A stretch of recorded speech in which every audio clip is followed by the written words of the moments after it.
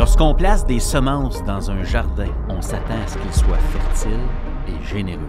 Lorsqu'il est aride et maigre, il importe de regarder de près les deux facteurs suivants, le climat et le jardinier.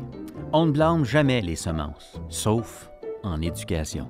Ce qui mène à des phrases comme « J'ai pas juste lui dans ma classe » et j'en passe. Aujourd'hui, on brasse des grandes idées. On va parler de ce qu'on peut faire pour faire progresser tous les élèves. On commence ça dès maintenant. Le leadership, c'est l'impact positif que nous avons sur notre devenir et sur le devenir des personnes autour de nous. Pour être un agent de changement, il faut être un agent en changement. Le système d'éducation, c'est du monde. Et tout le monde est un leader. Bienvenue à Tout le monde est un leader, un podcast pour transformer l'éducation et pourquoi pas la société au grand complet. Et aujourd'hui, j'ai comme le goût de brasser des belles idées concernant le regard de l'autre. Le regard de l'autre. J'ai participé à une retraite à un moment donné, puis au début de la retraite, la dame avait dit, je pense que c'était Byron Katie, avait dit, si tu es dans une pièce avec 282 personnes, elle avait dit, il y a 282 versions de toi.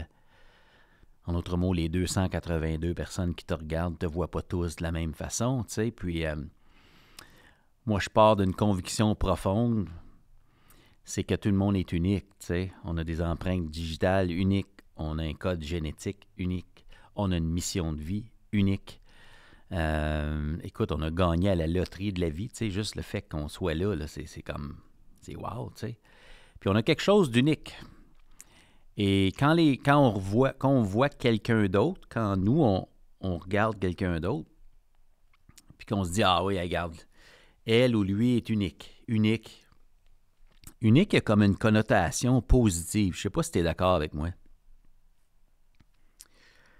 Oui, tu es unique. Ça veut dire que je vois l'extraordinaire chez toi. Tu sais, je vois ce que ta contribution, je vois ta valeur, tu sais.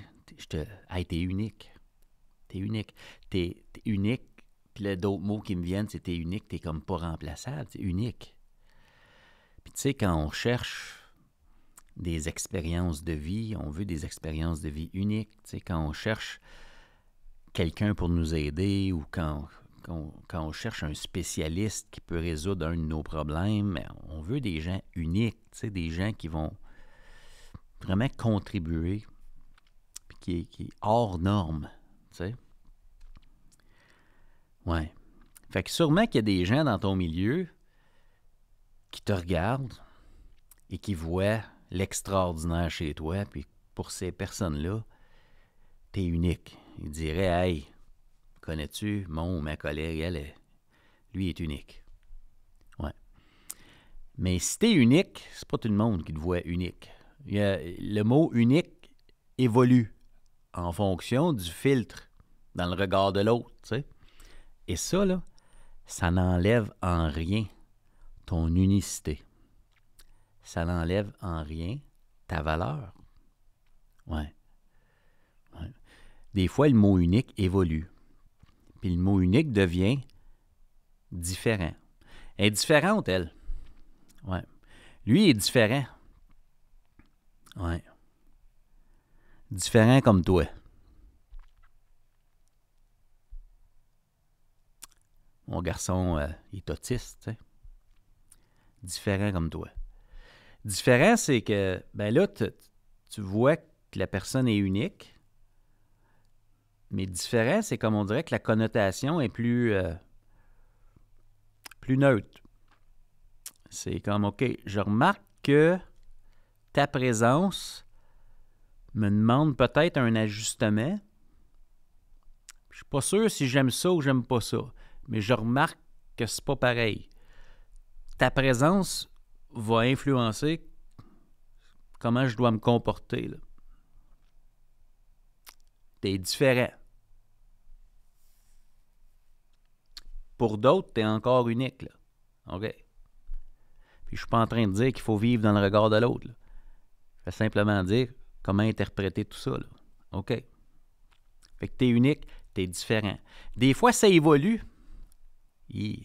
Ouais. Des fois, différent, ça devient particulier. Ouais. Ouais, il est particulier, lui, hein?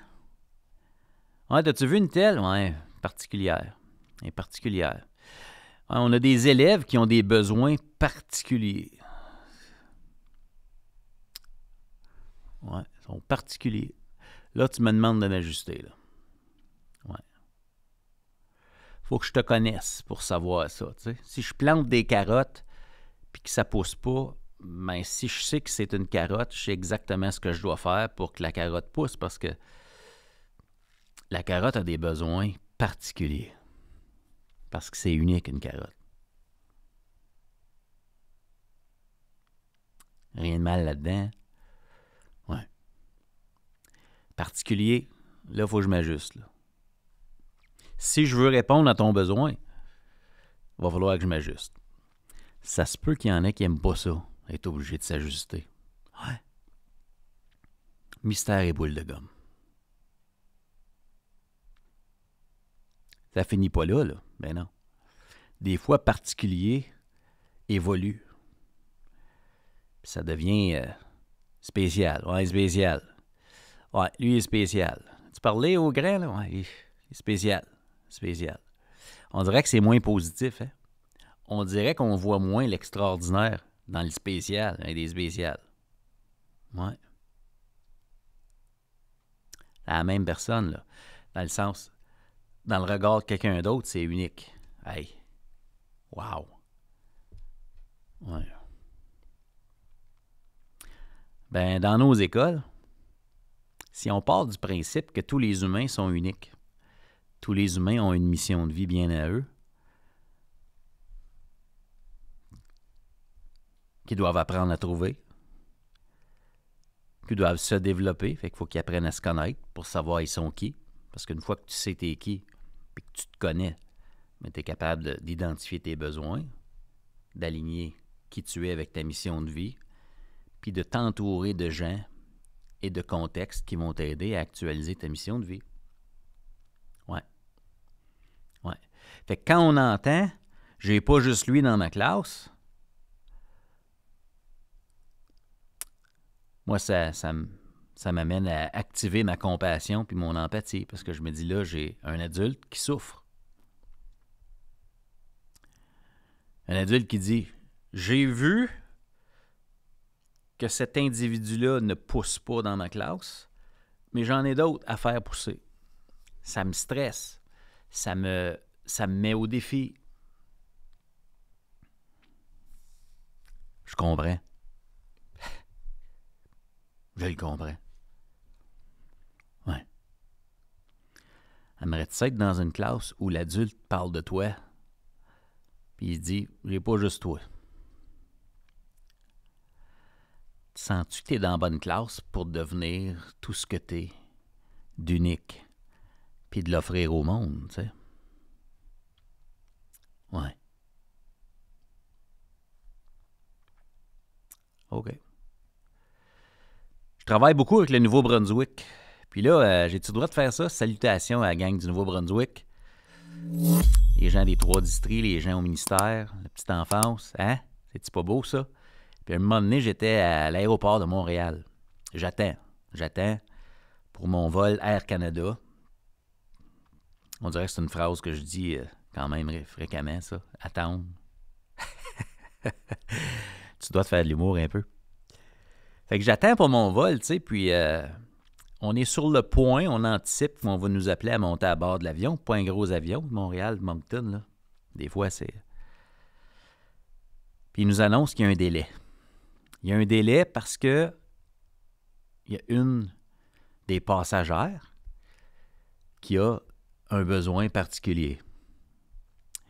Et l'équipe d'Air Canada doit installer une rampe d'accès à l'avion.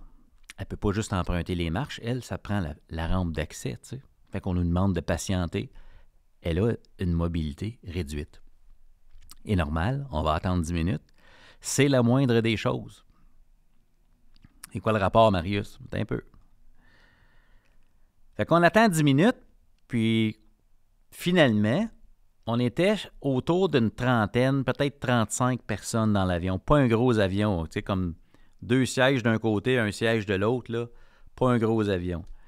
Il installe la rampe d'accès. C'est moi qui étais assis à côté de la dame. La vie fait bien les choses, hein? Un à côté de l'autre. Comme coude à coude tout le long. Fait que j'ai eu la chance d'apprendre à la connaître. C'est pas important. Tout le monde, sans exception, parmi les passagers, on a tous emprunté la rampe d'accès pour monter à bord de l'avion. Ouais. Une personne en avait vraiment besoin. Ouais. On l'a tous, sans exception, emprunté. Ouais. Pourquoi? Parce que l'objectif, c'était d'avoir accès à l'avion. Ouais. J'ai une question importante pour toi. Où est-ce que tu veux être dans 12 mois? Je ne parle pas géographiquement, je ne parle pas dans ton horaire, mais dans la qualité de ton quotidien, dans la qualité de ton leadership. Tu sais déjà que tu ne peux pas tout faire, hein? Superman n'existe pas. Non. Et la clé, c'est pas de travailler plus fort. Einstein le disait, la folie, c'est de faire toujours la même chose et s'attendre à un résultat différent. Alors, si tu continues à prendre des décisions avec ta perspective actuelle, tu continueras à obtenir les mêmes résultats et dans 12 mois, rien n'aura réellement changé. C'est là que mon programme « Trouver sa voie » en tant que leader entre en jeu. C'est un coaching premium pour les leaders qui veulent marcher vers leur version 10.0. Ça, c'est élever la qualité de leur leadership sans multiplier les heures de travail. Tu y trouveras un soutien accru, une communauté engagée et un cadre clair pour transformer ton leadership. Mais ce n'est pas pour tout le monde, parce que tout le monde n'est pas prêt à changer de trajectoire. C'est pas confortable vers ça. Ouais. L'idée, c'est de devenir la version 10.0 de toi-même, parce qu'il y a une version de toi que tu n'as pas encore rencontrée. Les clés de ton leadership sont à l'intérieur de toi, pas à l'extérieur. Alors, si ça te parle, ça, envoie-moi le mot « coach » en privé dans Instagram, Facebook, Messenger ou par courriel et je te contacterai pour voir si tu corresponds à ce que je recherche pour mon programme « Trouver sa voie en tant que leader ». Envoie-moi le mot « coach » en privé et discutons des objectifs. L'équipage d'Air Canada n'a pas dit « J'ai pas juste elle à faire monter à bord de l'avion, j'ai tout le monde à faire monter à bord de l'avion ». Ils n'ont pas dit ça. Ils auraient pu dire ça. Il me semble que ça passe moins bien dans ce contexte-là. Hein? Ouais. Pourquoi ça passerait en éducation de dire ça, tu sais? C'est quoi le rapport, Marius? Bien, ça commence à peindre un portrait pas mal clair, hein, je trouve. La rampe pédagogique, le but, c'est l'accès. Fait qu'on regarde les individus qui sont là, puis on se dit, OK, c'est quoi la solution qui répond aux besoins de tout le monde pour qu'on puisse avoir accès? Puis c'est quoi notre job en éducation? Donner accès à l'apprentissage. Pas accès au local où il y a de l'apprentissage. L'accès, ça dépasse l'inclusion, ça dépasse l'idée qu'on peut respirer le même air dans le même local. On veut donner accès à l'apprentissage qui est censé se produire dans ce local-là. Fait qu'on regarde les gens qui sont là, puis en passant, ce n'est pas des passagers, ils sont des acteurs, ces apprenants-là. Puis on se dit, OK, c'est quoi la rampe d'accès? C'est quoi la rampe d'accès? Ouais. On enseigne pour le 25%.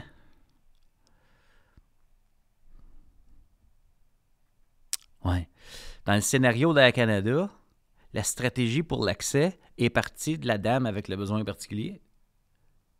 Ça a nuit à aucun autre passager d'emprunter la rampe d'accès plutôt que de monter des marches. Là.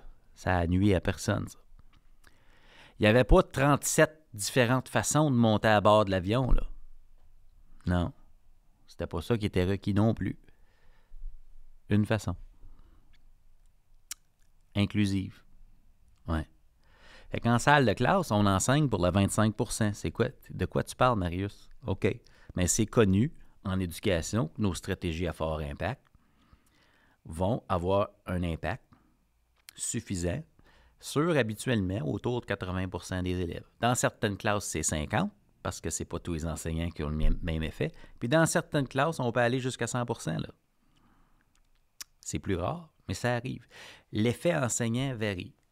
Mais de façon standard, là, c'est autour de 80, 75 dans certaines classes. Fait que j'ai dit 25 parce que la société est de plus en plus complexe. Puis, on a moins de soutien. Là. Fait que ça se peut que présentement, là, on soit autour de 75% des élèves qui progressent bien. Ça veut dire qu'il y a 25% d'élèves dont on a conscience que les progrès ne sont pas... Puis là, ben, ça amène des émotions chez l'adulte qui constate ça. Et on peut se dire, ben là, j'ai pas juste lui. Puis quand on se rend là, on a besoin de faire un petit zoom out. Puis de se dire, OK, pour qui est-ce qu'on est là? Pour qui est-ce qu'on est là? Parfois, on a besoin de l'appui supplémentaire pour venir nous aider. Mais avant de faire appel à de l'appui supplémentaire, il faut se poser la question, est-ce que moi, j'ai fait tout ce que j'ai à faire pour donner accès? Parce que le meilleur endroit où les élèves peuvent apprendre, c'est avec leur prof, là. Pas les envoyer ailleurs. Pas les sortir d'un autre cours qu'on considère moins important pour des raisons extraordinaires qui ne me reviennent pas pour aller reprendre une matière qu'on considère. Parce que là, on veut t'aider. On va t'aider. Pensez aux différentes formes que peut prendre l'aide dans une école, puis posez-vous la question, là, si j'étais à la place de l'élève, j'aimerais ça qu'on m'aide de cette façon-là. C'est valorisant, ça. Wow. Wow. Fait qu'une rampe d'accès. C'est quoi une barrière à la rampe d'accès? Mais peut-être que je ne sais pas comment le faire. OK. C'est quoi une barrière à la rampe d'accès? Mais peut-être que ça ne me tente pas parce que l'élève ne fournit pas l'effort puis je trouve qu'il ne le mérite pas. Ça se peut-tu, ça, des fois? On se dit, ouais, pas encore connecté avec lui, puis sais-tu quoi?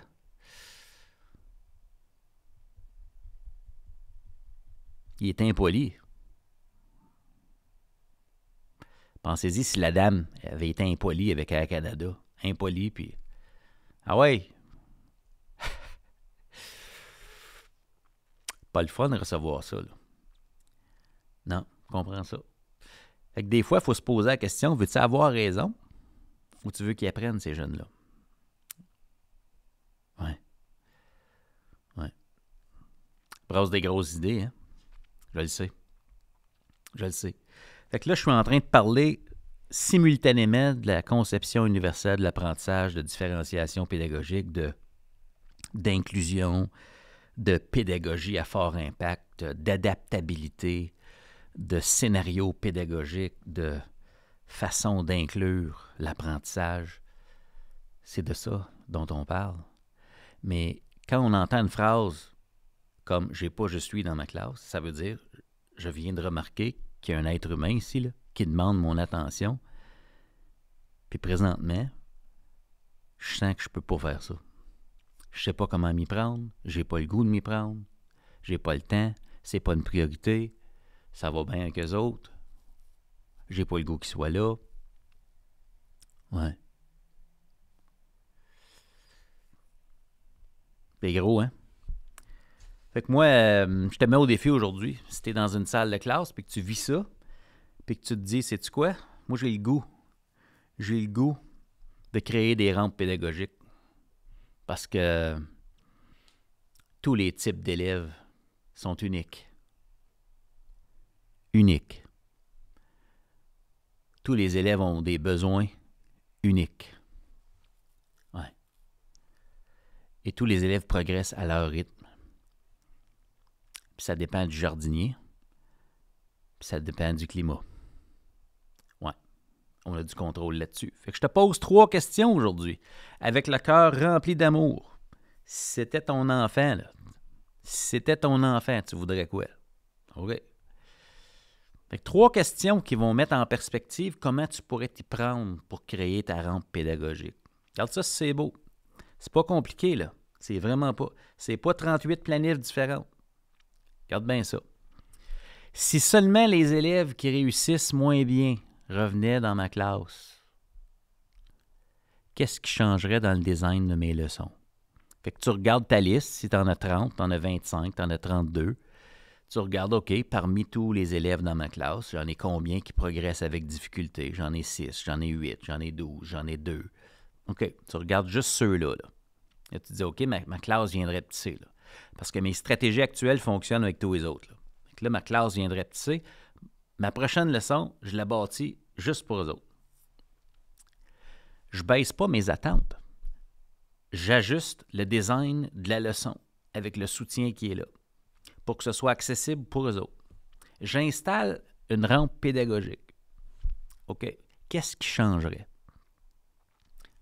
Là, tu conçois ta rampe pédagogique. Deuxième question. Si on permettait aussi aux élèves qui réussissent bien de revenir dans ma classe, profiteraient-ils aussi du nouveau design de mes leçons? Ben oui, Marius, c'est clair. Oui, je sais que c'est clair. OK, fait que ça leur enlève rien? Non. OK. Fait que troisième question, avec le cœur rempli d'amour. Troisième question, c'est qu'est-ce qui m'empêche de commencer à créer une rampe pédagogique pour mes élèves? Là. Parce que si tu es enseignante ou enseignant, tu es unique. Ton super pouvoir, c'est qui tu es. Et si tu te donnes la permission de ressentir les émotions que ça suscite en toi à l'idée de créer une rampe pédagogique, parce que oui, ça peut te challenger. Mais si tu fais ça, là, tu vas changer des vies. Tu comprends? C'est ça que tu fais, là. C'est pour ça qu'on est là. On change des vies, on enseigne pour le 25%. Ouais. Puis c'est temporaire, avoir un besoin. La difficulté de progresser, c'est pas un abonnement à vie, là. Non, ils peuvent revenir, ces jeunes-là, là, graduellement, tu sais. Mais ça prend un adulte qui est prêt à créer une rampe, là. Une rampe d'accès. Alors, mon appel à l'action, autre que de créer ta rampe d'accès, c'est laisse-moi en commentaire qu'est-ce qui t'aide, qu'est-ce qui te bouscule, partage-moi tes oui mais, ça m'intéresse. Oui, ça m'intéresse. Je te remercie de prendre le temps de te questionner. Je te remercie de prendre le temps de m'écouter. S'il y a un collègue qui a besoin d'entendre ça, je t'invite à lui partager l'épisode d'aujourd'hui. Et je te souhaite bon succès parce que tes élèves comptent sur toi. T'es importante, t'es important. À bientôt. Merci d'avoir pris le temps d'écouter l'épisode de cette semaine. Si tu apprécies le podcast, est-ce que je peux te demander un immense service et laisser un commentaire? Et pourquoi pas, partager l'épisode avec quelqu'un qui pourrait être intéressé. Ça nous aide à faire connaître le podcast et à aider davantage de leaders à inspirer la transformation dans leur milieu.